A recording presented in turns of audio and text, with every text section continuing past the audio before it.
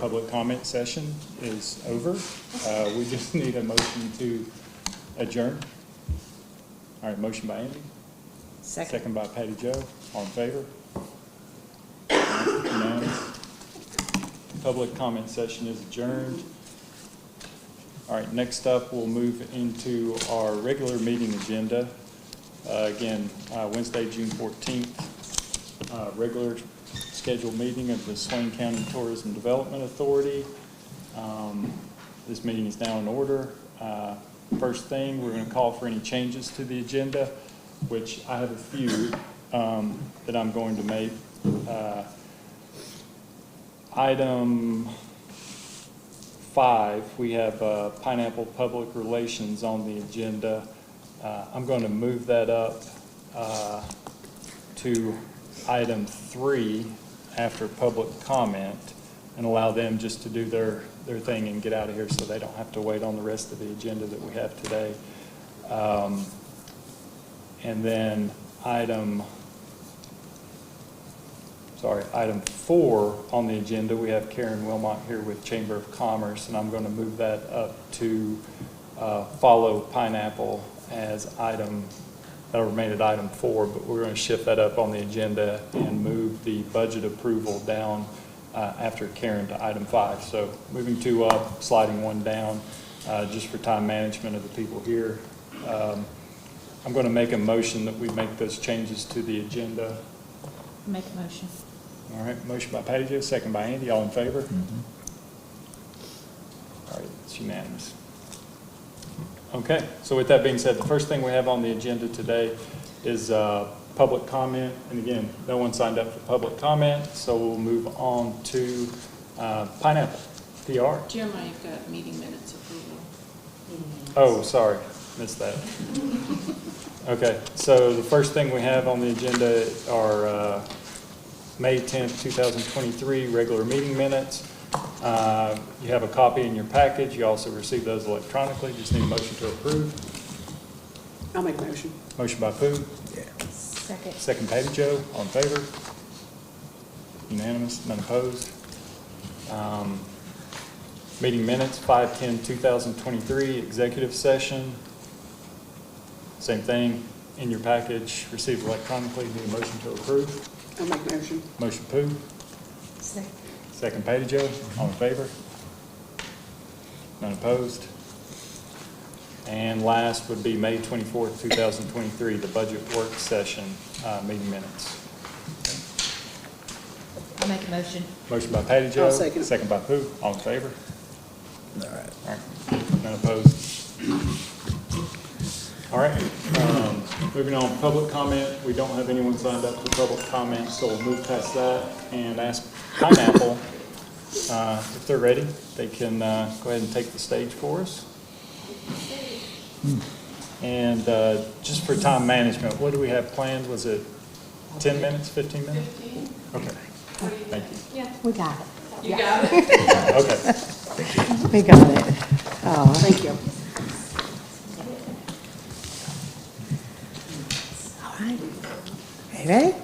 Good afternoon, everyone. Thank you so much for having us here today. We're very excited to be here. We appreciate your time and attention. We've had the pleasure of meeting and working with some of you. We know there's some new members on the board, so we're very excited to have the opportunity today to introduce all of us to you and have you meet your whole team. I'm Deborah Stone. I'm the president of Pineapple PR. We are a full-service marketing and communications agency. We specialize in travel and tourism. Been doing it for 20-some-odd years. And we've had the pleasure of working with Mary Ann and the Bryson City team for the past 2 years. So we're very excited to share with you the past year's results and successes and our plan for going forward. We are storytellers that inspire people to action. And very specifically, we want to inspire those people to travel to Bryson City. We do this through PR, social media, and content marketing. For PR, these are the stories that you see in magazines and newspapers and blogs. Our team creates stories about Bryson City, your activities, your attractions, everything there is to see and do here, and we pitch that to our extensive list of media and bloggers. This earned media has the benefit of third-party endorsement. It also gives you great content that you all can share across social media, in a newsletter, on the website to further enhance and build awareness of Bryson City. And so I'm going to introduce your PR team, which is Melissa Walker is the account director. Allison Haber behind you at the controls, like the Wizard of Oz, she's your account manager. And Agnes Coppage is your account executive. So they're our pitch team extraordinaire. And I also want to introduce Kay Holloway, who is our content marketing manager, and she is responsible for creating and managing and executing strategies across Instagram and Pinterest, as well as writing very SEO-oriented stories that appear on the blog. So with all of those introductions out of the way, I'm going to turn it over to Melissa, and we'll start and dive in with public relations. Thank you. All right, Thank you. great. Hey everyone, thanks for having us today. So as Deb mentioned, we want to go through and talk through our incredible FY23 results. So we'll go through our PR, our influencer campaign, social media and content marketing, and then we will look ahead and go through our PR overview, execution, our goals with that, our plans for that, as well as social media marketing and email marketing. And if you guys have any questions, feel free to chime in and ask us. We will be happy to answer them. All right, Allison, could you go to slide 4 on me? Oh, it's not working. Okay, well, everyone has their handouts for this very reason.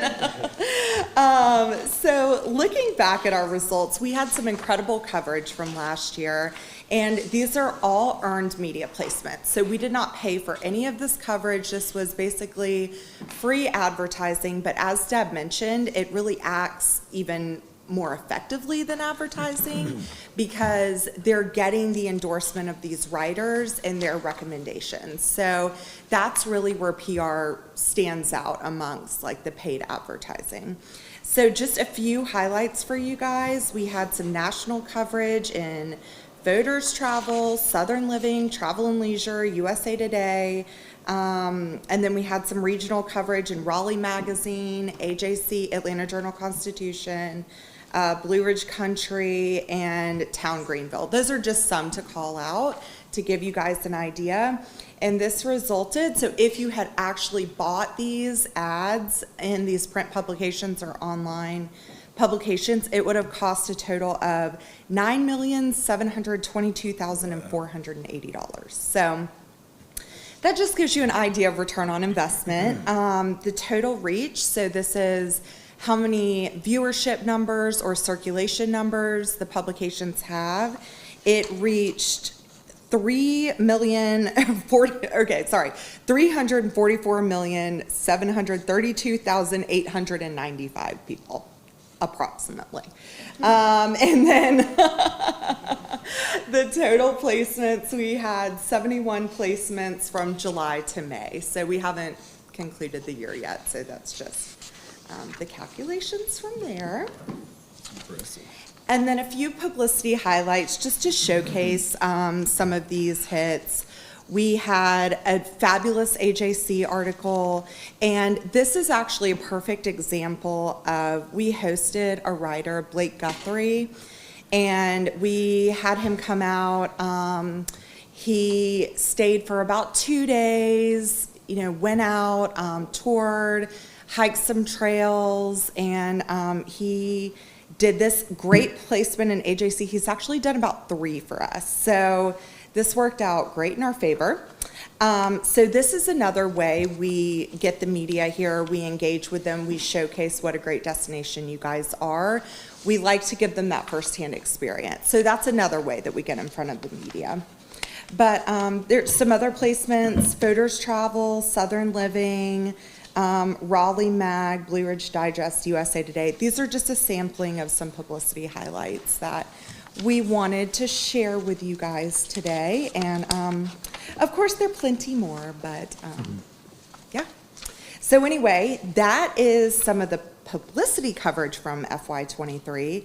Another big push for us last year were working with influencers, and I'm going to turn it over to Agnes to talk to you guys more about that. Thank you, Melissa. I just want to go ahead and say thank you to the incredible support of the board and partners. None of this would have been possible without y'all. And a quick shout out specifically to Erin, I know she's not here, and to Mary Ann.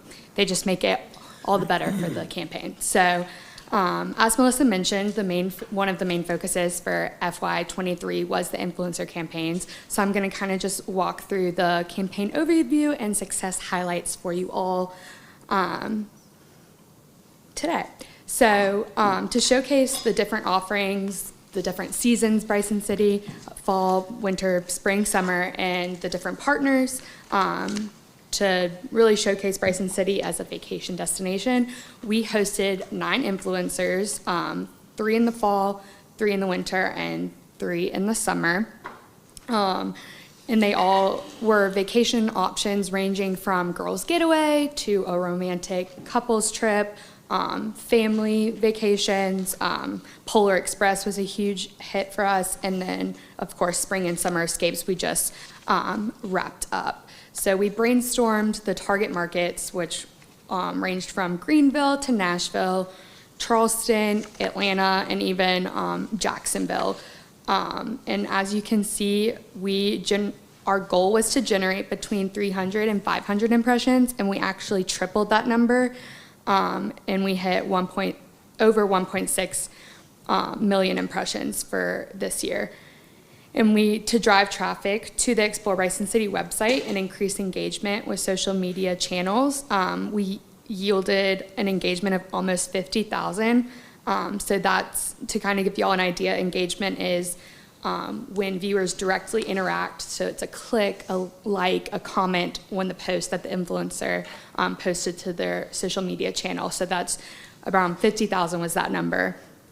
And just a little snapshot of success of the coverage. As you can see on the next slide, we have Sarah Hammer and Maddie Perry. They were the 2 influencers that came for the girls' getaway, and we had Catherine Gray for her romantic stay with us, and then 2 travel dads, our wishful trio, and Mary Margaret Smith with Simply Darlings were all family focused and with the Polar Express.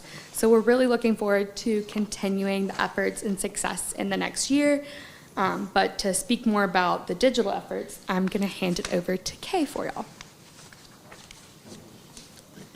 Yeah, it was really great seeing all of the influencers visit throughout the year as part of their contracted work. They were required to tag Bryson City on social media whenever they posted. So whenever it was time for them to visit, my phone would just start vibrating like crazy because they were posting all this great content that we could reshare on our own social media channel and give just, further enhancement and further reach to all of their great content. So it's been really, really great. Speaking on the social media side, like Deborah said, I manage your Instagram and your Pinterest accounts. This previous year on Instagram, it was a real journey of navigating the many algorithm changes creatively that Instagram presented. With the rise of TikTok as a large competitor platform that prioritizes video, Instagram has spent the last year really going through what I can kindly call an identity crisis, where they have constantly shifted the app, how you use the app, how they want users to use the app, and what kind of content they want their users to post and what they want to prioritize. So it's been a real fun brainstorming session. I know Marianne and I have gone in on our little brainstorming sessions too, to navigate these algorithm changes and make sure that Bryson City's social presence on Instagram continues to stay relevant, to stay big, and to continue to grow. It has also included this year making sure that as often as possible we are driving traffic back to that beautiful new website. I think you all have the best website that I've seen of any client I've worked with in my time at Pineapple. Like, great investment, money well spent. And that success can be illustrated best through the increase in our profile actions, which is a measurement of how many people are going to our Instagram page, back to our link in bio, which links to several different pages on the website depending on what we're promoting. We had an 84% increase in the number of people who were taking that action compared to last year, sending almost 2,000 by the end of May to our website from our Instagram page, which is really, really great. These creative strategies and this creative shift has also led to us introducing a new Reels program. One of the content pieces that Instagram has made it very clear that they are prioritizing is not just Reels, but organic and uniquely created Reels. So with that in mind, we implemented a new content visit program where 4 times a year, myself and another member of our social media team will come to Bryson City for about 2 nights. We will film content. We have a shot list and scripts that we write out, so it's all really well planned so that we can gather video clips, put them together, and use trending sounds, trending templates, and trending video styles to put reels out there that we know we're going to succeed, perform well, and bring in the views and engagement that we want for the account. 3 of our most popular, you can see the screenshots there, were, no surprise, of fall. Fall was absolutely gorgeous here this past year, just such rich, vibrant colors. And these were also among some of our top posts of the year so far too. In total, those 3 fall reels alone brought in more than 350,000 video views. And like I said, among the top posts of the year, and they reached more than 75,000 Instagram users. So that's unique people who saw the content, watched the video, and due to the high views, probably watched the video a couple times. And then over on Pinterest, this was a newer effort for us this year. We got started with it at the very, very tail end of last year, but this was our first full year with the platform. We were really excited to bring engaging designs to the Pinterest page and give it, kind of a refresh and new life. Pinterest was also really essential to our content marketing strategy. All of the great blogs that were written throughout the year were always adapted into Pinterest posts that were either shared organically, so just shared to Pinterest, or shared with the paid strategy in mind. So if it was something super relevant like Polar Express around the Christmas season or the new light show you had, we would take some of our ad budget that we had set aside and put it behind that pin to lift it out to a larger audience and get eyeballs on that content, get eyeballs back to that website, and get people really engaged and excited to plan their vacation. I won't go through all the numbers piece by piece because it's a lot of numbers to go through, but overall, our total impressions, combining our organic, which is just posting the pins, and paid strategy, which is our advertising, we brought in more than 1 million impressions on the Bryson City Pinterest this year, which is fantastic. And our audience was also tremendous, reaching almost 900,000, and combining with pin clicks, so people clicking on the pin for more information or saving it to their Pinterest boards for future vacation planning, and clicks back to the website. So those 2 kind of clicks combined, we brought in more than 30,000 clicks so far. So super excited about our growth on Pinterest and excited to continue that into next year.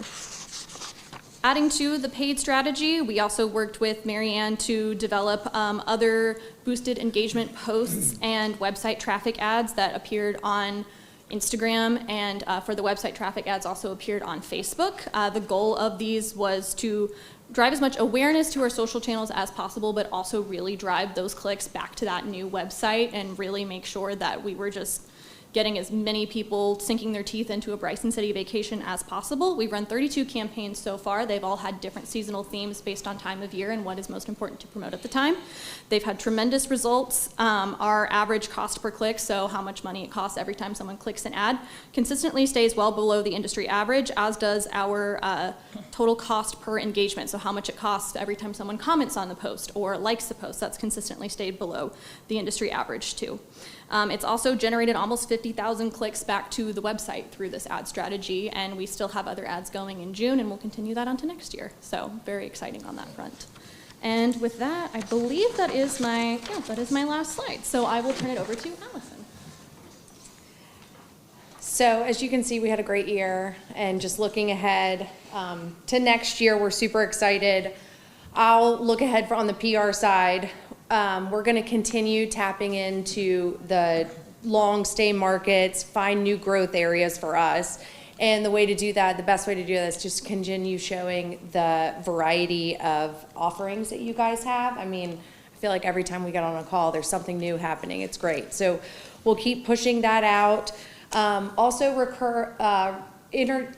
people not only just come one time, come more times. Repeat visitation is always super important. Keeping that brand awareness up, and then also we do want to increase our earned media. So our goal is to increase earned media values by 5 and earned media impressions by 10%. So, lofty goals, but we definitely think we can do it. So how are we going to do that? As you guys know, much like every other industry, writers come and go, they move around, so we have to continuously stay up on our media lists, keep that engagement with the writers very fresh, very relevant. We always are in touch with people each and every day. The 3 of us talk to someone different, which is great because we're always in front of different people, so we'll keep doing that. We also look at travel trends and what they're talking about, how that might relate to Bryson City, and also just continue coming up with pitch campaigns and topics that are early enough that we can get all the different leads, so whether it's a long lead magazine or if we're aiming for a short lead online publication. And we also are going to continue working with influencers because that was a really great option for us this year. So as part of our Pineapple, looking ahead, our team, we do dive in and look at travel trends. And the travel trends that we're seeing this year that we think would very much work well with Bryson City is that green time versus screen time. A lot of families are looking to unplug. Sustainability, multi-generational vacations, uncrowded destinations, unique vacations, meaningful experiences, pet-friendly travel, there's lots, but overall, Bryson City can fit into all of these boxes, which is great. So how do we use those trends? We look at those trends and then we come up with new story angles. These are the story angles that we can kind of prep, give a little time to prep and look forward to, be a little proactive, whereas if something pops up, we can be reactive and still pitch all of that out. But having a constant flow of information out to these writers is how we stay relevant to them. So a few story angles we came up with: many ways to ride in Bryson City, seasonal messagings, different itineraries. People love itineraries. They don't have to do any planning. They just log on, look, this is what I'm doing, sounds good, check, I'm doing that. Reel it in, fishing's been really big recently, outdoors. I cannot tell you how that is one trend that after COVID, it has not gone down at all. People want to go outdoors. They want to stay outdoors. They want to be outdoors with their family. And I do not see that one going anywhere anytime soon. Obviously, the railroad is a huge pitch for us. Holiday time, Polar Express, and just the hallmark holiday town that Bryson City is. And then also getting in touch with Bryson City's wild side. So outside of just pitching these media individuals, we also do handpick some to come and visit. As Melissa said earlier, there is nothing better than actually stepping into town, looking around, and experiencing it. I did it this year with the Polar Express. I brought my kids. They think Santa lives here. They're convinced there cannot be a better place. These are all elves that live here, and everyone's in pajamas. This is the best place on the planet. So when you're in, you actually get the feel and you really can run with it. So we work with the Bryson City team to kind of handpick different opportunities in different markets for people to come and experience the area. And we try our best to kind of, much like our influencers, get different interests. So bring in someone that's very into the outdoors and wants to get wet and wild and hike a huge mountain, and then another that might just want a scenic ride on the train. So we try and, showcase just the variety of offerings here.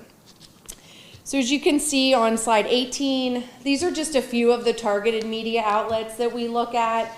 As we said earlier, we really try and span out the drive market, encourage people to come up, and these are some of our targeted media outlets: Tallahassee, Ocala in Florida, Atlanta Parent, Nashville, Outside, Talk Greenville. So we will continue reaching out to all of our friends there and spreading the good news of Bryson City. So I'm going to pass it over so Agnes can tell us about the influencer campaign.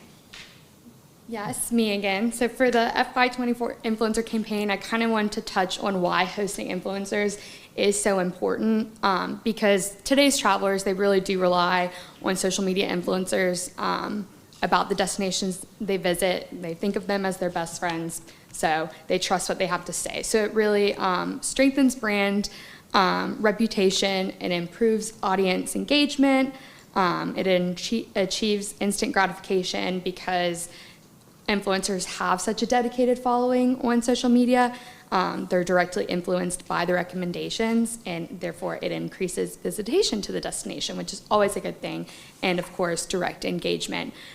So similar to this past year's influencer campaigns for FY24, we're also looking to vet and secure 9 different influencers, but we're going to set some new goals like diversify the audiences and the markets, tap into those travel trends that Allison mentioned, like multi-generational travel, pet-friendly, and people are always looking for unique accommodations, which Bryson City is not short of. So based on the success of the past campaign, we just want to continue hosting influencers to work with the team and to determine the best targets for those specific audiences for y'all. And so I will pass it back over to Kay to wrap us up. I will go quickly. I don't want to take up too much more of your time. Over on the content marketing side, Marianne and I are already brainstorming new topics for the year. I know we've got some really great looks into history that will be coming to the website, more deep dives onto some of our outdoor adventures, a continuation of a new series that we started this past year, which highlights how, Bryson City can be your home base, and then you can take great trips to all of the attractions here and then also other places nearby, but really just, kind of honing in on how we're your great home base and we're your gateway to whatever adventures you may want in the Smokies. And we also have some really great goals, some early goals that we have for social media, some ideas for future advertising campaign themes, and a lot of growth that we are really wanting to especially hit on Pinterest, since that was just such a success this past year. Again, running through this quickly because I know we're a little bit over on time. One of the things that we also want to recommend starting up this next year is going to be pairing those great content pieces and work that we already do for you all into your existing email marketing and newsletter strategy. Working with Marianne to develop a content calendar that outlines themes, much like we already do for the content pieces, and putting all of that strong writing, that compelling thought-provoking drive to get people to visit the area into your email program. And that is all that I have. Like I said, went through it fast because I knew we were going over 15 minutes. So if anyone has questions for myself or anyone else in the group, we are here. We know that was a lot in 15 minutes, right? So there's no quiz, but we did want to leave some time for questions. And if you all have any, we'd be happy to dig a little deeper, dive into some of the things we talked about. I have a question. Yes. Do you guys, and I come with a retail background, so I care about your shoppers that you're appealing to. Bryson City is not a real shopping destination. We try, and we've done better over the years, but I'm not seeing a real growth in that.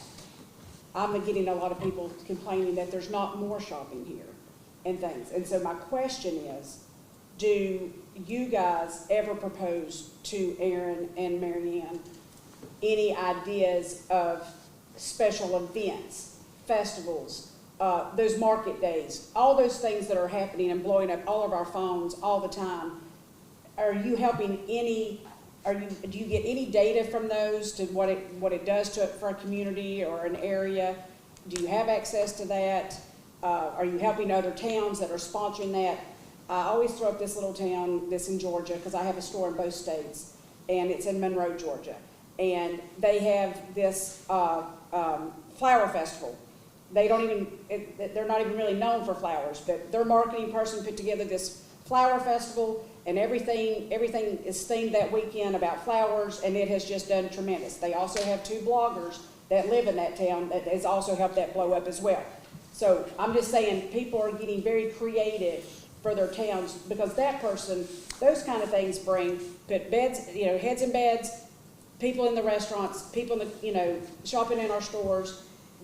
I want to see more of those things happening, because being in business as long as I've been, I've seen the trends, and I feel like it's the restaurants and the shopping and that, when the people are coming to the green spaces to do the outdoors, they're booking the room, but they're bringing their food with them, or they're not really buying too many souvenirs. And I think that we've got to make sure that we're doing multifaceted things that are going to really help promote all the businesses that are in this community, because we all pay tax.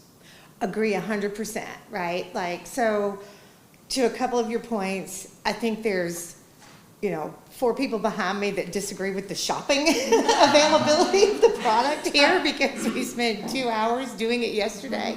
But on a serious note, we do help with product development and tourism product development, and working with the TDA to develop things, events, trails, packages, promotions that are geared in specific directions, right? So having feedback from you all about what you want those directions to be ends up getting incorporated into the plan. So that is definitely a discussion that we can look at, building out programs around those things, if that's. Well, I mean, I want it to help everybody, but I've been around a long time, and I've just seen the different trends, and we need to be, yes, it's great that we are an outdoor capital, but everybody's not outdoorsy, and I don't want us to just Right. look like that's all that, I mean, we just get hikers and fishermen.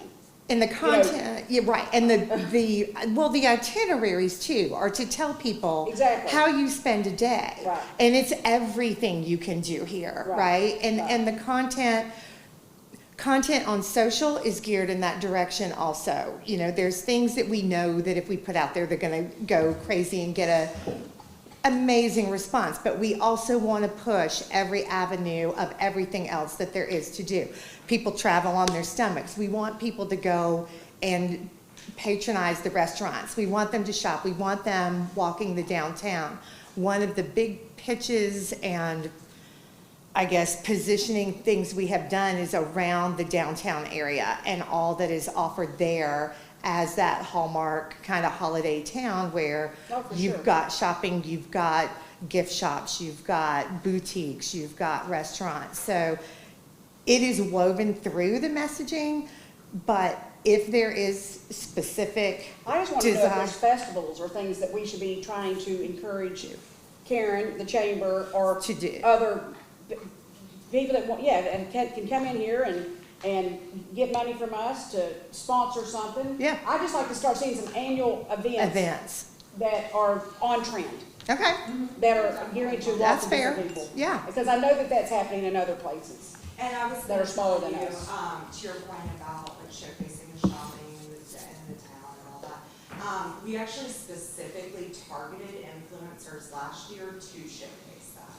So pretty much all of our influencers last year, with the exception of a couple, were, like, we worked it into their itinerary to go to the shops, and we had them go to Madison's, and we had them go, we listed all the shops for them to go to, we listed restaurants. Oh, no, and I know you did. Yeah. I mean, I was just thinking on a bigger scale than Yeah. just that. So that's it, not to take up their time. No, yeah, but we are more than happy to brainstorm festival and really, our main role with you guys is to get the word out about what you do, but we are more than happy to help, Help us develop some things. Develop That's- something. Yeah, Yeah. we need to develop Yeah. some Yeah, things. absolutely. and it's good for shoulder seasons. I mean, those are very good Absolutely. tactics for that. Absolutely. So, yeah. Absolutely. Oh, thank you. That's. Anything else? Any other questions? All right. Well, thank you guys Thank for you. your time. Thank you Thank so you. much. Appreciate it. Thank you. Thank you you. guys for being here and accommodating our agenda change as well. Absolutely. And if you Thank guys you. have anything that, you want clarification on. Yeah, feel free to email us. Maybe in our Yeah, that's right. to do guide that we Bye, put guys, out, thank you. Thank you. Thank you. just like, I know. that's what I want them to do for the wives. Yeah. All right, guys, so We got Karen. moving on with the changes to the agenda, we put Karen up next on the agenda. If you're ready and you want to take the floor, it's yours. Take it. And thank you, everyone, for having me here today. It's nice to see all of you. I'm sorry? It's been a long time. It has been a while. Yeah, it's like, what, once a year or something like that? And here we are again. And what a great segue into what I'm here to talk about. Thank you, Pooh. That worked out perfectly. So I'm assuming that I know Mary Ann in all of her efficiency has shared the request for the upcoming event. So, yeah, there's like 3 pages of that is mine. Got it. And so we'll just start with, I always get up here and I assume that everybody comes to Freedom Fest because I'm there, and a lot of other people as well. But maybe some of you are, I don't know, working or out in the gorge or, cleaning your cabin or your hotel or whatever, or running your shop. So maybe you're not aware of just how big it's gotten over the last several years. I personally have been doing this festival for, I want to say 16 years. And during that time, I have seen it grow just exponentially. The first year I did it, we didn't even have the street filled up to like the Hallmark parking lot. Now I'm looking at 90 vendor spaces this time around. So it's and of course it also has a tremendous positive economic impact for the downtown corridor merchants, with many saying it's the best day out of their year.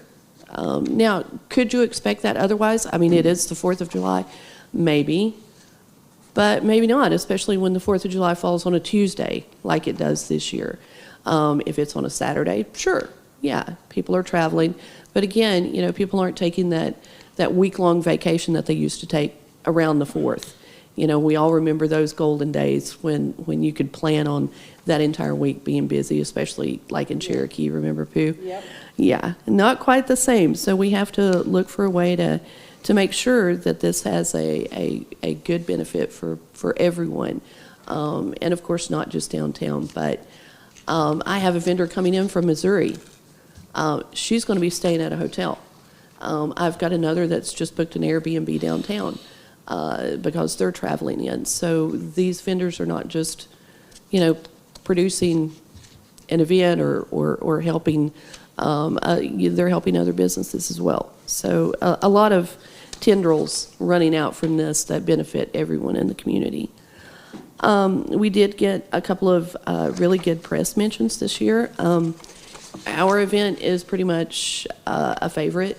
USA Today called it one of the 9 best 4th of July's, small town 4th of July's. This year we received something from AAA Go magazine. It's huge exposure. Certainly it's within our drive market, but it also appeared online as well. And then, of course, we received a mention in a feature in WNC magazine, too. So that's all in your paperwork. There's a short event description. This year the Firecracker K is back. Then we go on with our day of frivolity and fun with all sorts of artisans lining the streets. We've got some great new foods this year. I've got Lobster Dog's food truck coming. I've got a secondary barbecue coming. I've got a mocktails that's going to be really kind of cool. You got any fry bread? I do not have any fry bread yet. Did you go after Nikki's fry bread? Okay. She's got a nice trailer. Okay, I'll do that. I'll do that today. Yeah, I'll reach out. We've got, let's see, we've got the Breadheads food truck. So we've got a lot of food this year, which is good. And of course, those guys pretty much always sell out, so that's good for them. Yes, sir. Who's the entertainment? The entertainment, I have booked as a headliner. His name is Mac Arnold, and Plate Full of Blues. I don't know if you've ever heard of him. He's played with Muddy Waters. He has started his career playing piano with James Brown. So, really good band. And then I'm. And where's he gonna be at? Are we still doing him on the? That's the next thing. So we're working really hard to kind of revamp the look of the event this year. Entertainment was a little disappointing last year in the Hallmark lot, and we don't want that at all.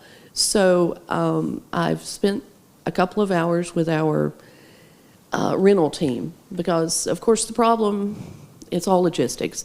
So the problem comes about because they no longer deliver same day and pick up same day. That's how we always managed to have it on the bridge all those years before. They would come at 8 o'clock in the morning, and they would come at, I don't know, sometimes 2 o'clock in the morning, and they would just get rid of it, because, of course, we can't keep that street closed any other amount of time. We get a one-day closure. So I've spent some time measuring and trying to kind of figure this out, and a lot of time with that rental crew, and I'm talking with the town as well. And what we're planning on doing is, this is the railing on the bridge, this is the sidewalk on the bridge, and this is the parking space on the bridge. This entire area from railing to parking space yellow line is 13 feet. The tent is only 10 feet. So we can feasibly fit it from the railing to the parking space, not affect traffic like when they deliver it on the 3rd. Just put a couple of cones, like please don't hit our tent. I realize it's huge, but you might not see it. So put a couple of cones at either end, take up some parking spaces. It's going to be a 10 by 20, so it's going to be long rather than wide. The trickiest part is the stage, because of course it's in 4x4 sections. They just click-clack together like a click-clack floor. And so that height differential between the sidewalk and the pavement gets a little weird. But if we have to, then we only build the stage up to meet the height of the sidewalk, and then we have that whole area to play with. Otherwise, we forget the sidewalk and we just utilize the parking space for the staging. So with that being said, bring the music back to the bridge. Of course, as you've noticed from the last year's expenses, we've gone with quiet generators so that we can have the power that we need anywhere we need it. And it doesn't, we don't want people bringing in noisy generators like with food trucks or whatever. So we have all of that in one place. We bring the food to the bridge. So now you have entertainment and food in one central location, the most beautiful location, really, especially the best location to view the fireworks from. And that way, in the past, when we had the music there, we also had vendors. And you're trying to get vendors out at 6 o'clock. Somebody's gathered to watch music. It's very dangerous for pedestrians. So this way, no one in that one section is leaving before 10 o'clock, period. We've got the picnic tables there, and we're going to be starting the music earlier this time. We're going to have 3 acts, starting at 4, 4 to 6, 6 to 8, and 8 to 10. So I think it could really, really impact the total overall look and feel of this event. Probably the biggest event Swain County has. It is. 4th of July. Yeah. So I guess I have a question maybe with the Heritage Museum. Is there any way that we could have head count people come through the Heritage Museum so we can look from year to year, from this year, next year, we can talk to Karen? Everybody comes into the Heritage, but we don't go down the street count. Well, I'm not asking you to stand there and count ahead. Is there something, a clicker or something that we can use to count the amount of people that flow through, that when Karen comes back in next year, we've had, would you guesstimate, 90? I've got, I guesstimate between 7,000 and 9,000 attendees. easily. Did you say 7 to 9? 7 and 9 throughout the day. And if Yeah. it's, for say we get How are you 8,000 getting this that year, number? can we push to get 10,000 people in No, there the following year? I'm thinking with you too. We really need to and this is probably something on us, nothing to do with you, Karen, I'm speaking with us. Yeah. How we can count the guessed amount of people, because I'm looking at, and this is my opinion, I'm looking at your entertainment budget is really low. We could get a bigger name act that's gonna draw in another Yeah. 10,000 people. Yeah. Well, I'd like to see, I wish there could be music in 3 locations throughout the day. And I know mean, with your budget that Yeah. low for entertainment, you can only get what you can get. Sure. You know, but, you know, Yeah. if you can step up one step higher. Oh, absolutely. And get a, you know, a bigger entertainer that's, The one year that we had Mountain Faith, And it's that on- was like Yes. after they'd been on the Idol Yeah, show or yeah, whatever. America's Got Talent. I mean, the bridge, it was honestly dangerous. And it There were was. so I many was there people. for I was that. worried somebody was going to go over the railing or but it's gonna something like bring in that. more for the vendors, more money, more to the stores, and it's Yeah. just, What's what can we the, do to better it every year? Yeah, I mean, Balsam And I'm with Range, you, and just I off think the that we top of my should- I head, think would we be an should excellent invest in choice. it. But what's the law with the closing of the roads? What can you, what have you been able to, what, do we just close down? I can't remember. Do we just, Everett. just it? We just do Everett. I can't do Maine because it's a US highway.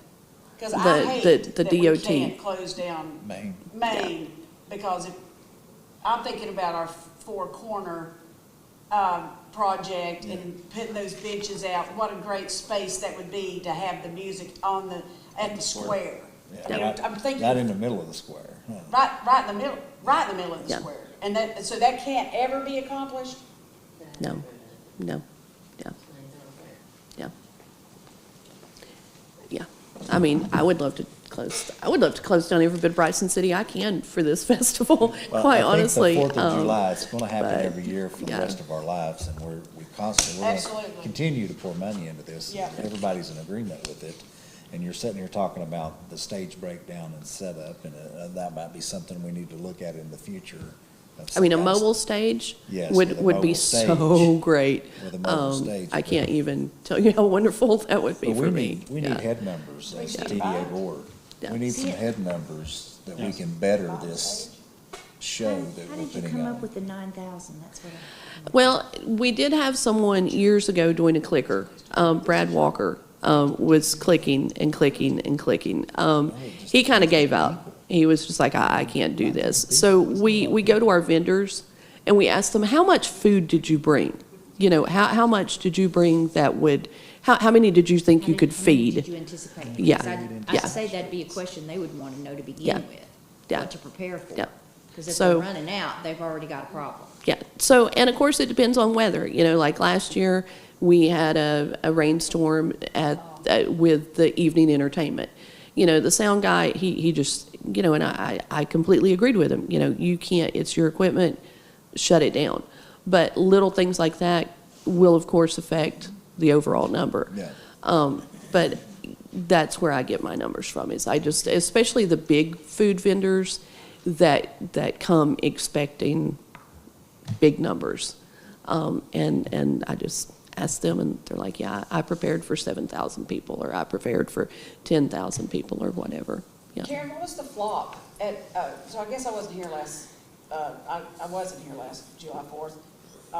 What was the flop at the Hallmark parking lot? Why did that flop? It didn't work well for a couple of reasons. There are, and Cheryl would know this, but she's not here, but on either side of the, you know, that was an effort to, let me just say, the reason why we did that was an effort to, number one, accommodate that tenting and staging. Sure. I mean, And number two, to get food and music together. And, And you I know, agree. yeah. So- So that was really our only space, so it's like, okay. So we put it over there behind, like Better Homes and Gardens. Well, they have guideline, like power lines or something like that. So the high peak tent couldn't go all the way up. So, I mean, they weren't like this or anything playing music, but it was uncomfortable. And with the angling, it's not really the best sound acoustics either. So, and then of So- course the rain hit and it was like, oh, okay, no So more you music. didn't just take up the Yeah. whole parking lot? No, no, Okay. yeah. The only way it would really work in that parking lot, and, you know, my sound guy and I talked about this, the only way it would really work is to like slap it up against Eugene's, the empty restaurant, and Hallmark. Yeah. So that it would go Face out. out. That's your best acoustics. And I'm like, there's no way we can do that. I mean, you're not going to do that to businesses. So, Yeah, right. so that's when I started getting out my measuring tape and saying, well, what can we do with the bridge? Because I really think that would just make it pop in a way it And we never can't do it really behind has the courthouse? before. I mean, is that, The parking lot, yeah. I would really rather keep the parking because we want people in. What if it's, Yeah. The county manager what if won't. it's at the bottom of the road to the high school, facing down Everett Street, completely down Everett I Street? don't get closed that far up because of the hospital with Depot. Where would the closure stop? The closure's Before always the at the tracks? railroad track Before the this tracks? way. And we thought about that. We thought about, putting it there and having it head down that way. But then Mitchell Street is left open.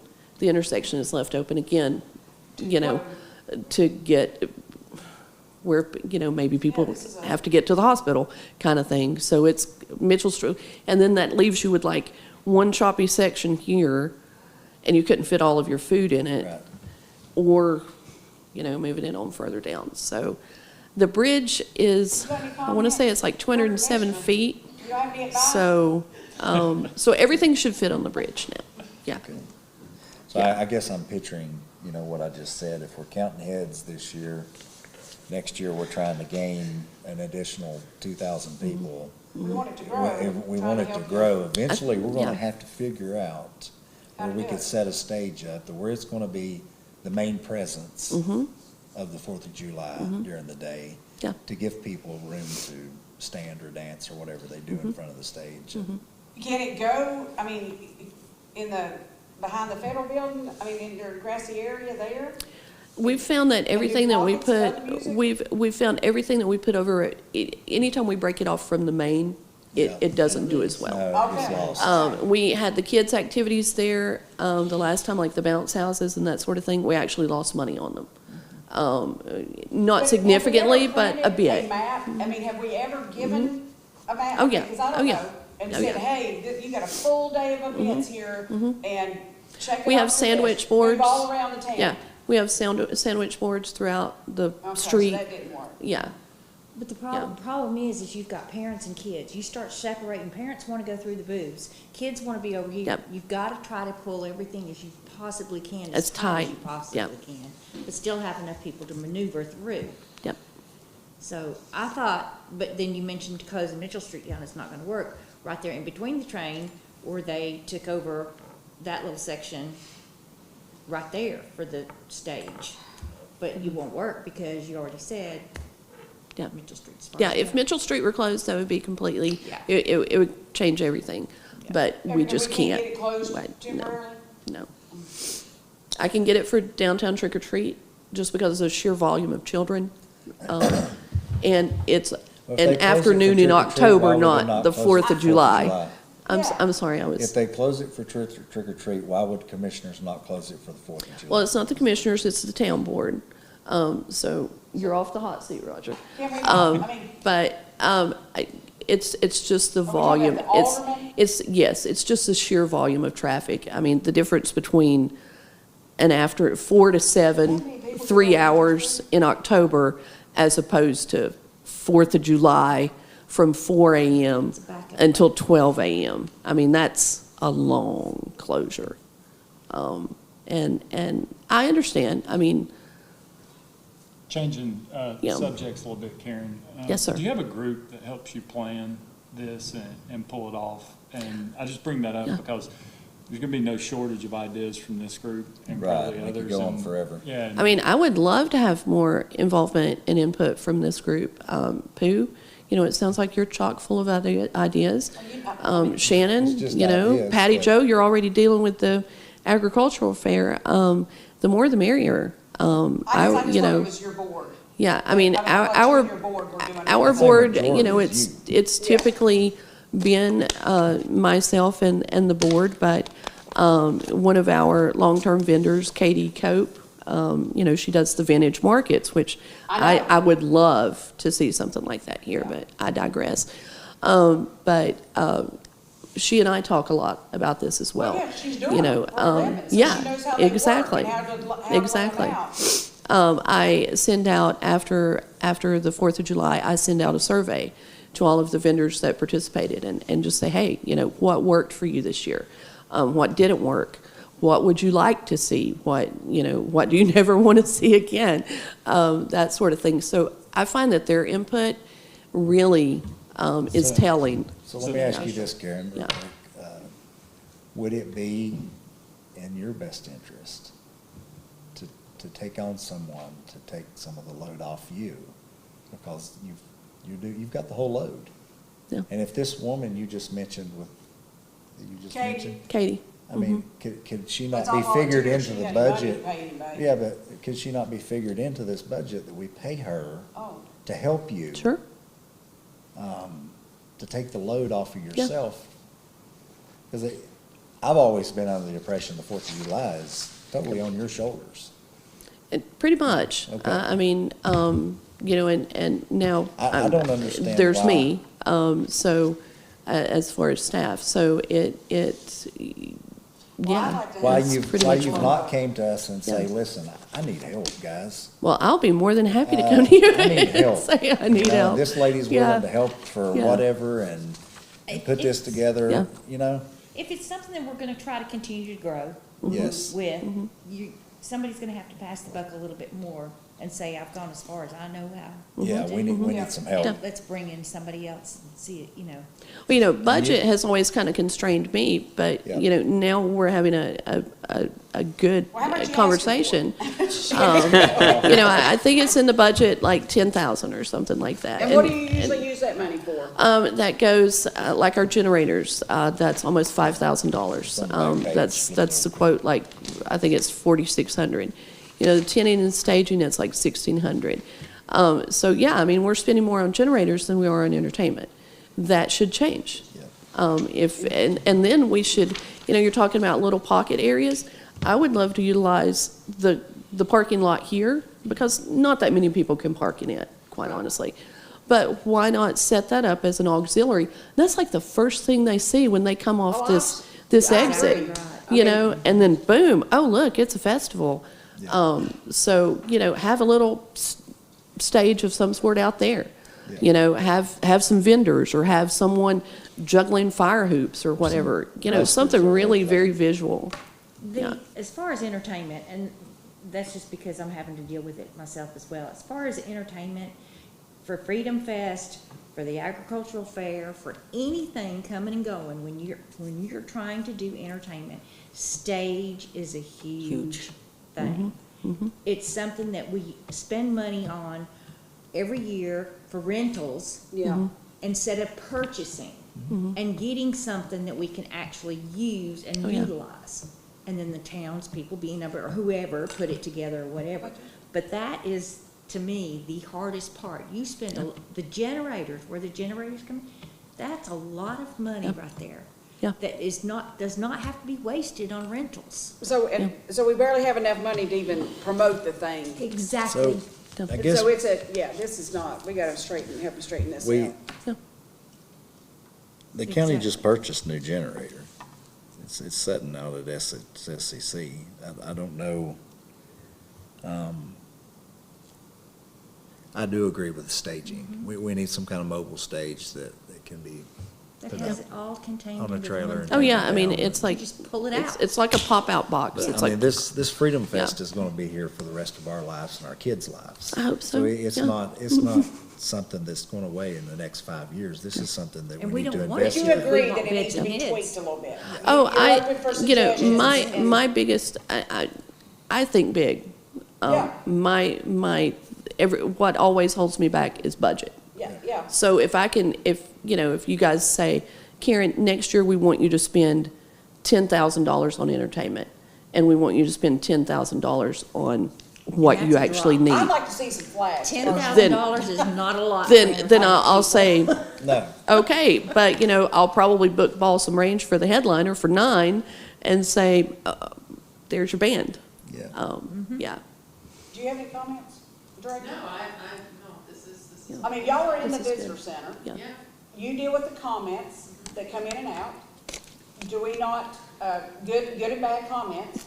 So do you not feel that we need to make this an event that is worth marketing through our PR company too? Absolutely. Yeah, I mean, so we need to just, so we just need to form a volunteer committee for maybe next year to help you with like entertainment and So, break it down. Question for this year, is there, this request is $10,000 sponsorship, which I think matches the last 2 years. Yeah. If we were to authorize a larger amount today, is there anything in the 11th hour to do? Oh, You absolutely. can change. To build? Oh, yeah. To Oh, yeah. build Well, it a here- little larger and Oh, then yeah. continue that into Here's- next year Yeah. with some type of targeted So amount? here's a question that Oh, could yeah. easily put money back into this budget that Karen's put together for us. Roger, we're spending $4,600 on a generator. Can we not rent the county's generator from you for half that? I don't see why that would be a problem. I mean, it's for the county. It's, I know that you, Do not see an issue. you've got a really big, nice generator sitting out going toward the SEC in the new buildings y'all just built. It's brand new, sitting out there. Huge generator. That's $4,600 that if we could get half that from the county, we'd be willing to pay for it. I mean, we just put $2,000 back into Karen's budget for her. Well, I said, yeah, I don't know why it hadn't been done before, so I have no issue. And I know Karen's probably not thought of the idea of asking the county Well, I about the didn't even know the generator. county had a generator. Yeah, they got So, generator. you know. Yeah. County's got generators. And like I just said, Karen didn't know that you even had generators, and I just know because I see it, because I drive by it every day Yeah. going home, I mean, see don't it. know Drive about around stuff more. like that. That's, Oh, yeah, I'll be like, hey, you And know. yeah, yeah. what are you doing You're with that? right. So how should, Jeremiah, what should she do? So I'm thinking right now, and again, this is quick discussion, is $10,000 enough? Is there time to implement change? If we authorize enough, we have budget surplus revenues, correct? Correct. Say if we said 15,000 this year and establish a target, and this is hypothetically, 15,000 this year and establish a target, say $20,000 or And I want a head $30,000 count next year. somehow. Well, I think we're gonna have to strategize on that. How to do that. Because I want it to yeah, get better I've and done better a lot of over the years. analytics and Okay. there, Can we you have to give everybody a extrapolate that wristband? account. Okay. The problem is points of entry. It's one thing like the event park. could, You've got People can go one everywhere, choked right. point of entry. And people are going in and out. And you they wanna come count back, uniques and- Yeah, you yeah. don't we want to count create a twice. marketing tool for the wristband? Like, everybody that has a wristband gets something 10% additional. off in Gets a- businesses, or, you know, something. I mean, because wristbands are cheap, And that's a way to count people. yeah, know how many wristbands you put out. I mean, you could put up a booth, you could put up a 10 by 10 that's just Like like, an information you know, booth. an information booth, or I would put it like, you know, free 10%, you know, go lead with that first so that they're sure to Yeah. come and get the Yeah. wristband. Yeah, So it'd be like a chamber booth. This is a chamber of Yeah. commerce, Yeah, and you could have some of Yeah. your stuff Because out everybody, when there. everybody starts to Yeah. see the wristbands, they're gonna want to go to the information booth to get the wristband. Basically, 3 points of entry though, into the Freedom Fest, though, if you think about it. You've got this end, that end, and on this end. Yeah. I mean, 3 points. So if you have a booth at each one, and you have those paper bands that are cheaper than nothing. Yeah. And you pass Yeah. them out and honor it with something additional for them. You'd have to get the businesses, Or- A not the free snow vendors. cone. Free snow cone or something. free something. Yeah. Right. And we'll pay for the free. Yeah, We'll pay for the free. yeah. Whether it be a Just to snow get the cone or count. a sandwich or a hot dog or something, yeah. we'll pay for the free. I Can mean, we a small afford that? I something. don't And know. that way, Can we? we could count heads. Because, I mean, I don't mind, I mean, I wouldn't want the vendors that are paying to be in this to have to discount. anything free, yes. But I don't have a problem giving a discount. We can go door to door and ask anybody Well, else it's, that. it's a marketing tactic Marketing for us. tools Yeah. for everybody that has the red wristband gets 10% off today. You Wristband know, could I say, would prefer to work it so that we drive them to the visitor center yeah, for whatever they're Yeah. getting for free. yeah. I mean, it's not that I don't want to send I don't someone mind to a giving- business, Yeah. but I just think the visitor center would maybe be the better place. Then they can pick up area information, Maybe they just came here for the day, maybe then they pick up something that they can come back. I'd pay for you Rita's to have like, a I'm gonna volunteer kill for you. 8 hours out of my pocket. I was gonna say, Well, the- we Yeah. we've got people we can volunteer, I mean. If the wristbands just said I can't, but I can put. TDA or Chamber of Commerce on the wristbands, it's a Yeah. marketing tactic for the chamber, or a marketing tactic It's the only for way to Swain grow. County or It's the only whatever. way to grow. And yes, and I think it's a great idea. The wristband's a great idea, and I don't know if directing traffic to the Heritage Museum and flooding them with people is the answer, but Maybe we choose a couple of different locations, Would you need you know, me to to kind come of forward divert it to out agree with a you? bit. which we want people in the Heritage Museum. We want them in there taking brochures and, Yeah, Yeah. you do. you know, Okay. so we want them in there. That's a way to Yeah. direct them to more marketing Right. for the county, so it's a great idea. And then we can be working towards trying to buy a stage. Yeah. So, Karen, do you want to maybe try and brainstorm some ideas to count? Sure. Your wristbands or whatever, and I mean, of course, Yeah. that could go into the cost of the, I think Do we- it's we had to buy some wristbands. $46 a thousand. Do we or still have something like volunteer that. help? Yeah. Oh, yeah, they're. Well, we had the We track gave away team. the track team money. Do we still have volunteer help? That's what I'm asking. Yeah, Karen and I had talked, Yeah, come on. Karen and I mentioned that to her, that we had the volunteer program. Yep. That she could tap into. And now it's 4th of July, some of these kids might be on vacation. Yep. I don't know, but we did talk about, that, Okay. that we could pursue that.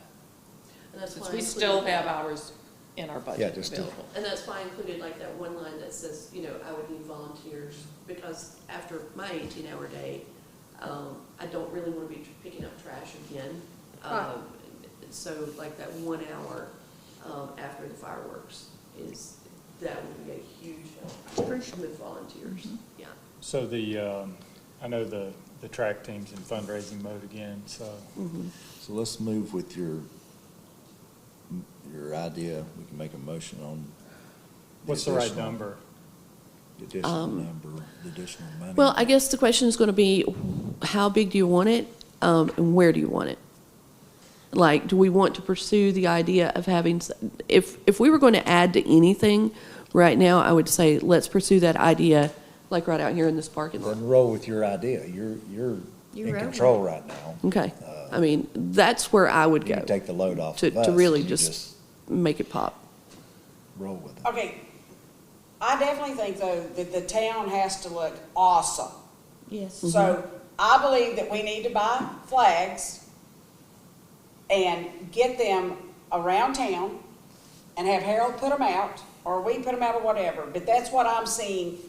I was somewhere day. last year and the American flags lined both sides of the road. Okay. And it was so touching to I me. think our veterans to would be over the finally- top for that. To finally feel good with everything that we'd been through as a country with this COVID and that, I mean, like, I was so impressed. And they were just American flags on the poles, and they were like in the ground. There wasn't any special metal container or Nothing, hook just or stuck in the anything. ground. They were in the ground. We had those before, remember?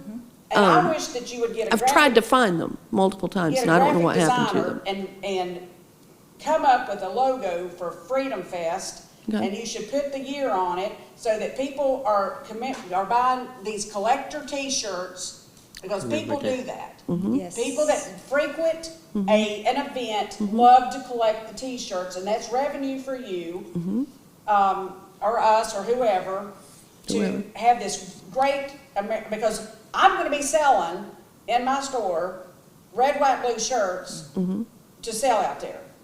Because people want to wear red, white, and blue. Yep. Why shouldn't you be selling the T-shirt that says 2023 Bryson City's Right. Freedom Fest? Right. But it's gonna look really great and really cool. And then you're gonna be selling them at your information booth. Right, That's what I'd like to see. okay. Now, And all that don't have to happen this year. These are ideas. Thank you. These are just One thing ideas. I would say as well with the idea of the flags, the chamber has did the bunting on the bridges for the last couple of years. Those are worn Trash. and Yeah. they look bad. So the bunting on the bridges, if you can get, businesses to put them up on their overhangs, things like that. So I think an option of flag and bunting Can we would, put the would flags in the go flower well pots? together. Yeah. Yeah. Like the small flags, small like little flags, flags, No, or, them little no, ones. I mean, could you put a big? I don't think you could get a big one. It would be heavy and Oh, it would would, it? you know. I mean, I don't know, that's what I'm asking. They, the VFW, I have a contact at the high school. He was with the VFW when they were doing it, but you remember they would put out those, they were on the slender white Yeah, poles, yeah. but they were a full-size flag. And it's my understanding they still have the holes that you would stick it into in the sidewalks. Those just kind of, I don't know what happened there. So I can reach out to him. Well, they should definitely Maybe the put down better Veterans idea, Boulevard. maybe the better Yep. idea is simply to purchase and make certain that we have a plan for implementation. I think if you got some flags coming down Veterans and you decided to put specific vendors in this parking lot, that would definitely head things in the direction. I would say some of the veterans would be more than happy to put flags out if they had them, Yeah. honestly. Can you stay in touch with Roger and find out about the generator? Yes, I will stay in touch Because with Roger about the that's generator. $4,600. That's a lot of money, Yeah. generator. And I'll be in touch with, I'd like to maybe choose a few people from this committee Yep. to kind of Sure. keep in touch with. Shannon, you good with that? Yeah. Are you You too could- yeah, busy? you Are can you call good? me. Okay. Patty Jo? What am I volunteering to? Just want to call us. A phone call. Okay. Yeah, phone call or email. And we're I on mean, the I'll- beautification you know, committee anyway. Okay, okay. Yeah, that's fine. By the way, the beautification committee has a meeting On the next week 22nd. on Thursday. Okay. And So we'll be in town. Yeah. Is that the 22nd? Okay. Yeah. And we're meeting at what time? What time? 11 o'clock. 11 o'clock. And we're meeting where?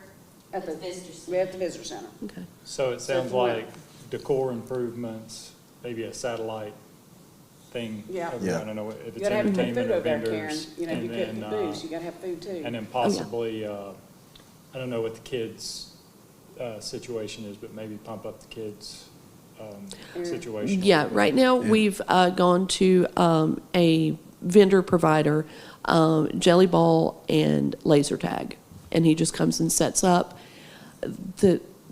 You can attest to the thing with the bounce ups, the bounce houses, whatever, and I'm sorry to keep taking so much of your time.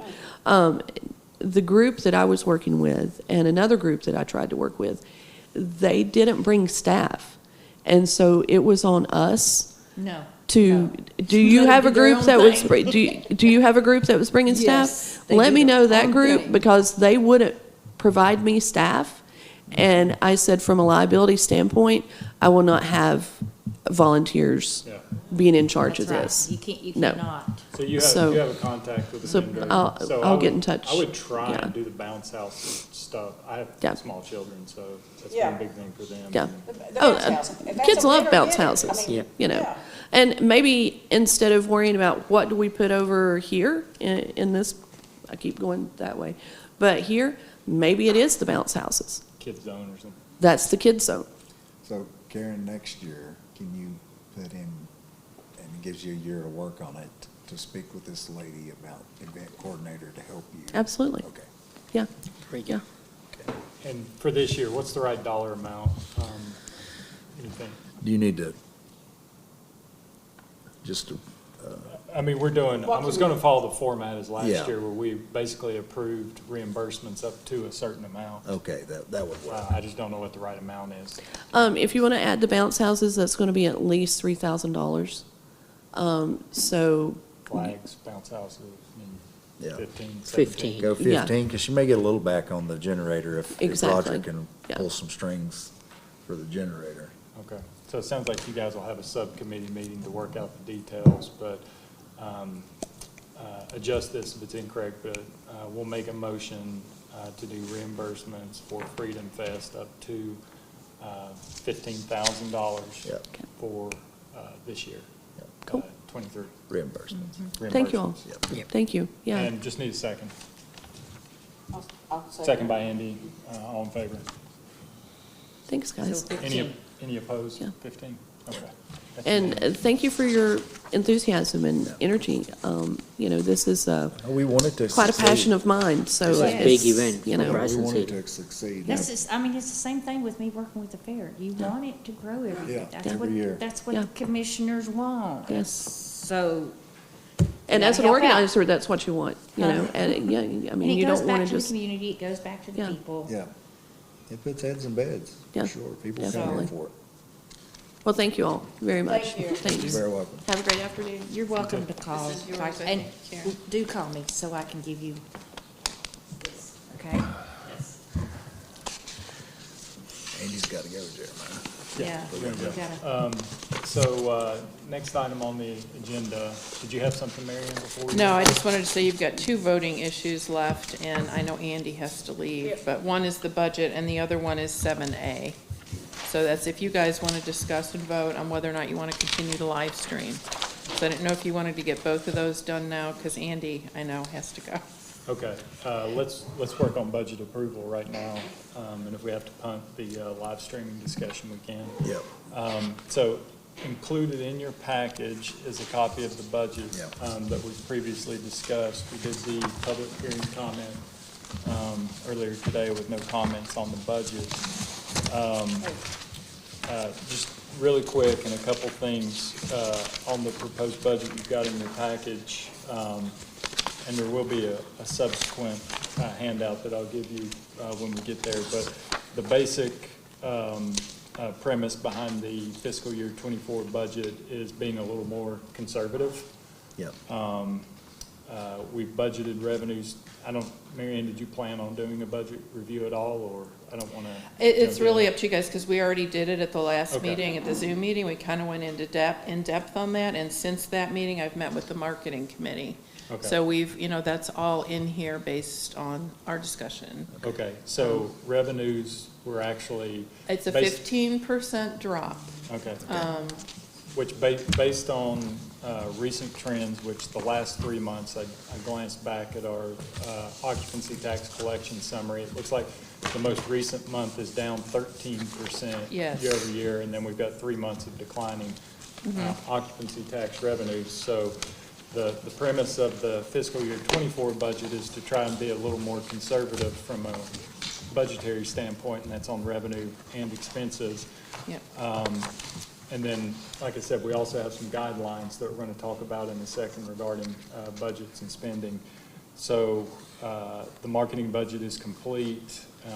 We had a quick discussion in our meeting about payroll expenses, and that's been resolved since the last meeting, and everything's included in here. The only suggestion that I'm going to have is that we make a minor edit on the budget that we have in our package, and that's under the capital expense line item,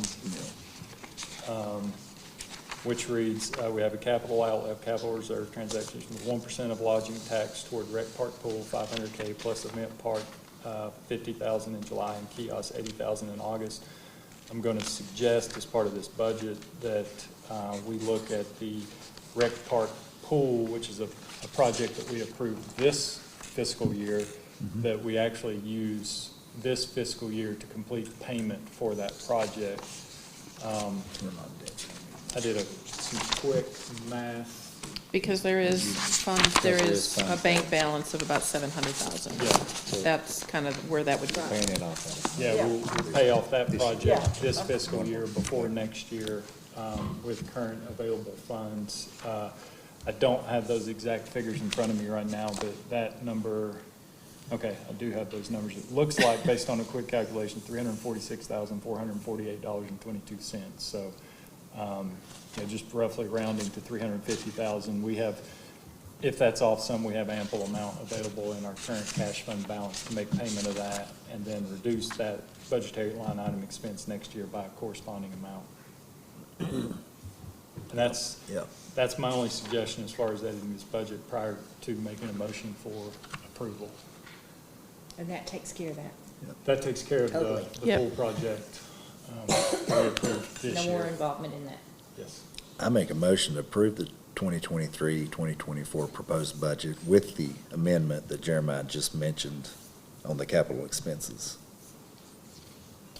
Got a motion on the floor, need a second?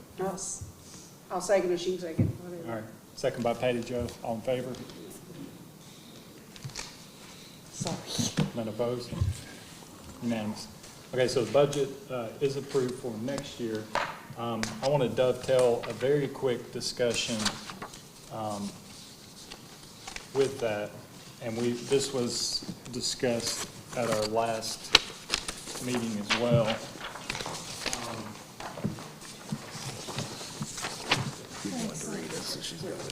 I'll go over this, but don't worry about trying to read over it very quickly.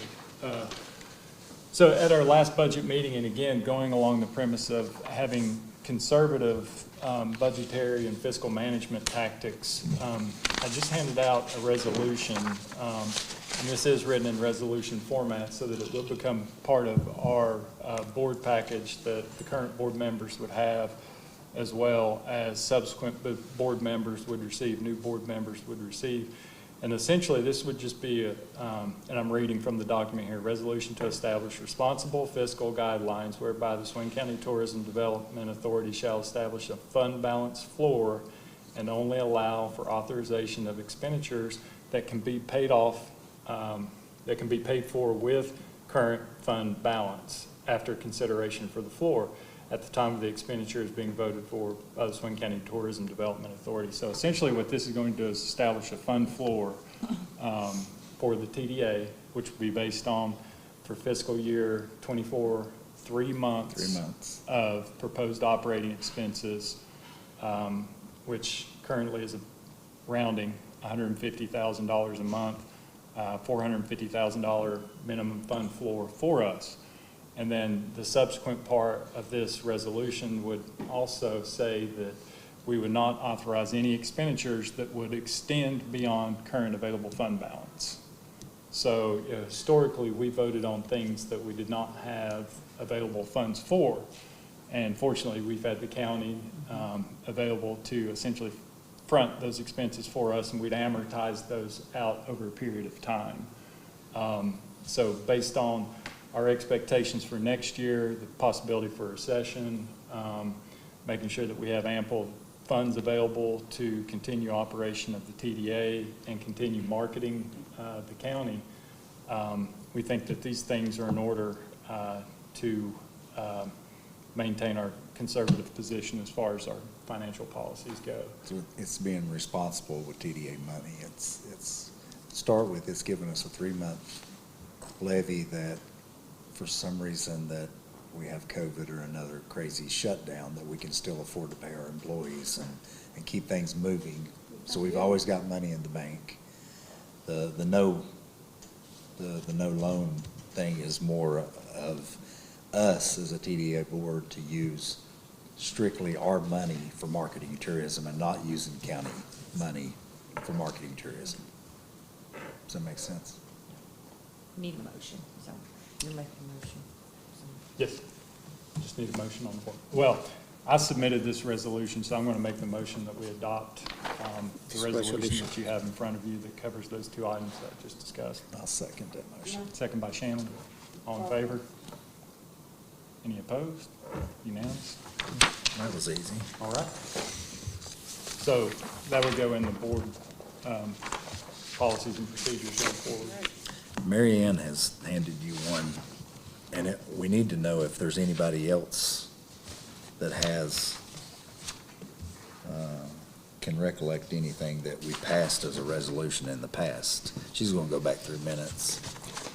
We want those resolutions that we've passed in the prior to be added into the handout for all new board members.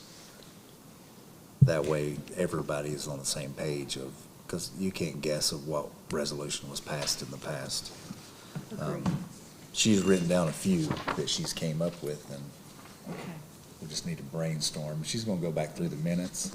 I suggest, as a board, that we request that Mary Ann has these written up with dates when these resolutions passed to be in the next handout for the upcoming board members.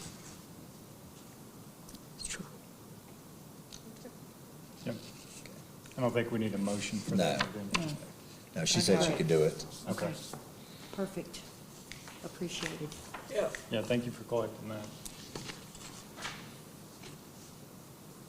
All right, so skipping down on the agenda, one other voting item that we've got was regarding live streaming. I Want don't me to give you a have- little background on Yeah, I was gonna that? say, I don't have a lot of background on that. I think at the one. last, I can't remember if it was your last meeting or the meeting before that, but a few of you had asked if we were still required to live stream, and I think you remember we started to live stream when we had COVID, because people didn't physically want to come in to the room, nor did you all want to be close to each other. So, but that, you know, that whole live streaming really came into effect because of COVID. So since all those restrictions have been lifted, at the last Board of Commissioners meeting, the commissioners did not have an opinion one way or another. The county manager said it's really up to this board if you want to continue to live stream, or if you'd like to, because the meetings are open to the public. The only suggestion I have is, I think the commissioners should keep doing it, because it holds them accountable, and it gives us the opportunity to see the meeting that can't go to the meeting. For us, nobody ever comes to our meeting or watches our meetings. With that said, if we don't keep doing live stream, I think we as a board, that if we want something documented in the meeting, we need to specify to Rita that whatever we just talked about needs to be in the meeting minutes. Because, like I just said, with it going live stream, it's easy for us to go back and refer to a live stream and say, okay, this was said and this was said, and it's great. It's great Yeah. to look back like that. So if we're not going to do live streaming anymore, we need to be more on top of letting Rita know that we want whatever topic we're talking about listed in the meeting minutes. And that works, and just, you know, and at every meeting, you know, you approve meeting minutes, so you Yes. have an opportunity Yeah. at that time when you vote to amend. You can approve the minutes and ask for an amendment to Yeah. add, change, or delete something. I'm just gonna add a quick comment to that, and I haven't had a lot of time to think about this, but just off the cuff, my biggest challenge with live streaming is that we do establish a expectation with the public that we're gonna live stream all of our meetings. Yeah. And a lot of times, we don't have the technical capacity Right. here to make sure that those meetings are live streamed. Yeah. So, to establish that expectation and then not be able to fulfill it, I feel like we're, Letting them down. That's- yeah, it's not giving the public the appropriate expectation as to whether they need to be here in person if they want to either A, weigh in, which they'd have to be in person to do anyways, or just become informed on a certain topic that we have. So Yeah. the fact that we're unable to consistently live stream would be my impression of that. Until we have the capability to do that, I would, be on the side of let's make these in-person meetings and move away from the live streaming format for now. I think the live streaming format became more popular during COVID and Yeah. no public meetings and things, and it's been good to some extent, but I think returning to a norm at this Yeah. point would be better for the public as a whole. Yeah, I agree with that. I agree with that. So y'all will need to vote on that. Any other comments on that? No. Do we have a motion? To stop To live stop streaming. it. I'll make a motion to stop the live streaming. Okay. We have a second by Patty Jo. All in favor? None opposed? Unanimous. That don't mean you do, commissioners. All right. So we've got those are all of our voting items, just to confirm with the group. Right, Correct. so, So we did have Andy, some you're schedule off the constraints. Thank you, guys. Yeah, Thank you. Thank you for sticking Thank around you. for that. So we've got the remaining on the agenda at this point, we have the executive director report, and then any other board discussion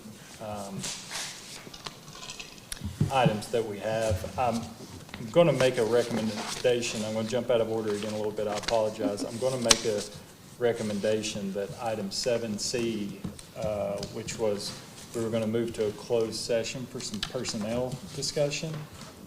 I want to make a recommendation that we table that discussion until we have more members Okay. of the group here, even if that means scheduling an incremental session. I know that some of our board tenures end on June the 30th. I would like to have an opportunity to weigh in on this discussion prior to June the 30th. So if we don't have reappointments by then, which that would be myself, Pooh, and Aaron are all up for reappointment and have applied to be reappointed on the committee. So if we don't have reappointments done by June the 30th, I would suggest that we possibly convene a special session if we feel like strongly we need to have that session before June the 30th. Are we just waiting for the commissioners? I don't know. No, I think that a couple of more had some input on it, but. No, for reappointments, I think. Yeah, I'm talking Oh, about yeah, the yeah, appointments. we're waiting on- We're just waiting we're on waiting them. on So commissioners is for their that. deadline the 30th? I hate to put you on the spot again, Roger, but do you have any update from the Board of Commissioners on reappointments for? No. Okay. Will you have a meeting before the 30th? Yes, the next business meeting will be the third Tuesday. Okay. So is that next week? So Is that right? Is that right? so more than likely, you'll probably discuss it during that time. You're probably aware, Roger, but our board appointments end on June the 30th, and we have some pending action items that. Make sure they, There's a bunch of appointments that are there ending on the third. Are you doing interviews? I'm not aware of it. Okay. So Okay. you've not been asked to do an interview? No, I haven't been requested to do an interview, and I don't think any of the other No. committee members have, so, just ensuring consistency, if we could just get that resolved at some point in time, at your board's leisure, and then we'll make decisions in the interim. I was gonna say, do we need to, I guess I'm questioning the letter you sent out as far as recommendation of reinstating board members. Does that need to be in their hand the day they're discussing this? Because it kind of falls off the table if they don't have it in front of them. I don't know if we need to make copies and make sure give it to Roger. they've got it in their hands the day they're sitting there making decisions, because, we gave it to them Yeah. weeks ago, and obviously that's in hindsight now. And it may not need to have the other issues on the same Yeah. letter, just letter recommendation that we'd like to see the three board members back. I just need to. Probably 10 minutes Hey, at the most. Roger, one more time, I'm sorry. So we had sent a letter to the Board of Commissioners 6 or 8 weeks ago. One portion of that regarded reappointments to the board and made recommendations. If we want to have that on the agenda at the next commissioner meeting, can we submit an agenda item? Is it too late, or? I'm sure you can. Okay. I think you can. And I'm aware of that, and I think that's some of the discussion we've had, and that's probably why we're not even. I guess my question to you, Roger, is I want to make sure that the letter we sent you several weeks ago with recommendation of the three board members to be reinstated, that still be on the table with you and not fell off the table and forgot about. I can text the Commissioner Siegel right now and see, make sure that happens. And should we redraw that up and send it back to you so you've got it in front of you again? Can we do that? Some information on the other issue we were talking about. Okay. Generator, Yeah. it is 100 kilowatt. It's basically set up to run buildings. I think it's too much. For what we It's a need? whole different, it's a whole different. It's like a different phase. Yeah, it's a whole different setup than like a 3,500. Lower voltage. Generator you might use. Blow us all. Okay. It's probably too much generator. It takes special setups. Okay. She's gonna need some extra money. Yeah. Okay. So, Mary Ann, could we make sure to just get another copy of that over to the Board of Commissioners? But you need to- Request it Yeah. as an Do we- agenda Do we item. have that? don't think we have that. You need to, Like in our you need office. to I don't know who eliminate sent it. the, Did you? I tell you what, I'll redact it because there were two separate issues that were discussed Okay. on that memo. yes. I'll redact the portions that are no longer applicable Okay. with the recent board appointment of a commissioner to the TDA. So I'll redact that portion and then address the portion regarding board reappointments and send that to you. And then if we could just make sure we get that on the agenda at the next commissioner meeting. Okay. And I'll plan to be there. And then, of course, anyone else from the committee that wants to I be just there. think they need that in front of them. Yeah, we'll use that as an action item. Yeah. And if they handle it in the meantime or in a different direction, we'll pull it off the county board agenda.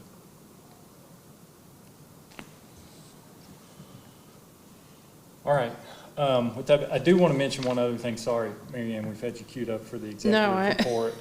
There's not a lot there. There was one other thing I did want to mention because I told Cheryl I would. She had drafted up an email. She couldn't be here today due to some personal commitments regarding, she is on the finance subcommittee that reviewed the TDA budget. And it was just essentially a letter of endorsement of the TDA budget, and then as well as endorsing some of the gains as far as the finance policies and procedures that have been made over the last several years in there. So just if everybody gets a chance, they want to make reference to that. Okay. All right, Mary Ann. All right, I'm gonna probably skip over a few things here, but I do have some website statistics on the next page. We were in the midst of our Google Analytics transition, and so I couldn't pull the normal report, so I can bring them next month for 2 months' worth. But I was able to pull off some activity off of Simple View, so we are getting substantial website traffic right now. Mainly people are looking at things to do in the summer. They're very interested in the train overall, waterfalls, hiking, places to stay, Deep Creek, the aquarium, and some other sub-pages to do with that. So that's really what people are looking for. The PR report is attached, but I'm not going to really point it out because we just had a presentation. And I wasn't sure if I mentioned that, and I don't think I mentioned this at the last meeting, but with the transition of the Fly Fishing Museum now being on the aquarium campus, we're doing a new website that's really just going to be all about fishing. So instead of it being a separate website, it's going to be a microsite within our website. Nice. So it's not going to be another website floating out there. That way people can look at fishing and they can look at a lot of other things, and we're going to do some branding with that. Eugene gave some recommendations on kind of how to follow through with that. So that's really in the forefront for me, getting some other projects settled so I can get back to work on that. I worked with the marketing committee. We finalized the plan for a new graphic designer and project manager. These are freelancers, and I can go more into that later. A lot of website updates. And also, this is something somewhat new. We have been asked, the TDA has been asked to help with the branding and the logo for the new water park. Jeremiah and I have talked. I'm talking to two agencies who kind of specialize in that. And I may even see what Pineapple can come up with, because they're already doing a lot of work around this, and see what kind of branding package that they can offer us. And then, we'll take it to the rec park board as well, because that was, some input that Jeremiah had given me. So that's kind of at the forefront as well. I think the second to the last page in your packet is the occupancy tax report, which we were referring to. You can see there are some significant drops.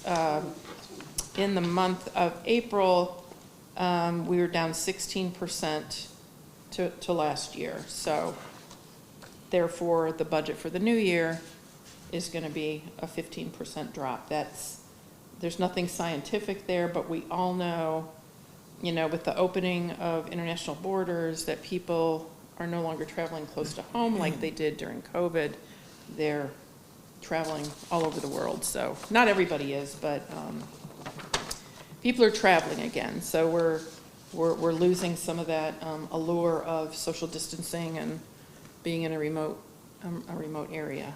I do, Marianne, before you leave this, I wanted to point out that, you know, we talk about the numbers on our tourism occupancy tax collections, and they're bigger than just the tax collection number.